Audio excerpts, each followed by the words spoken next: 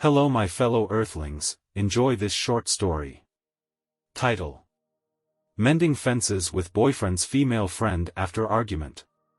I'm a 22-year-old woman whose boyfriend, 24, has a female friend, also 24, who has never been in a relationship. This friend has a tradition of giving my boyfriend a Valentine's gift every year since they became friends. A few days ago, I expressed my discomfort about this to her because I am his girlfriend now. I asked her to stop giving him these gifts out of respect for our relationship. Unfortunately, she ignored my feelings, so I brought it up with my boyfriend. He also disregarded my concerns, which escalated to me saying hurtful things about his friend. I even accused her of being in love with him and trying to keep him for herself. Since that confrontation, my boyfriend has started to ghost me. He stopped visiting the restaurant where I work and where we first met. I believe the best way forward is to talk directly to his friend. I still have her number, and I know where she lives and works. My hesitation comes from worrying that my boyfriend might have already told her about the accusations I made during our argument. I'm not sure how to approach her now, especially after our last interaction. I wonder what would be the best way to initiate this conversation. To add context, my boyfriend did suggest we should break up, and in the heat of the moment, I called his friend a virgin loser. It turns out she has a tradition of giving Valentine's gifts to all her friends and even her parents. I didn't mention these details initially because I didn't think they were relevant. My primary focus was on repairing things with my boyfriend. Some people sympathized with my perspective, which was comforting, though I wished they had offered more direct advice on how to handle the situation.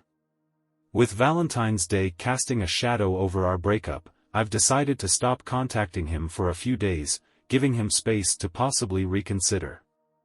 Maybe after some time, he'll see my text and realize how much he misses me. Update.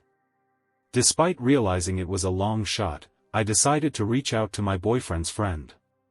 Some people had suggested showing my previous post to my boyfriend, but I doubted he'd even read it, given he'd been ignoring all my attempts to communicate. Instead, I chose to show some of the responses I received to his friend to highlight that their friendship dynamics seemed unusual. I asked her outright if she could finally admit to having feelings for my boyfriend. She agreed to discuss this but insisted on meeting privately at her apartment. This confrontation occurred yesterday. I had hoped for a discussion that would help us understand each other better. Instead, it turned into an intense criticism of my actions.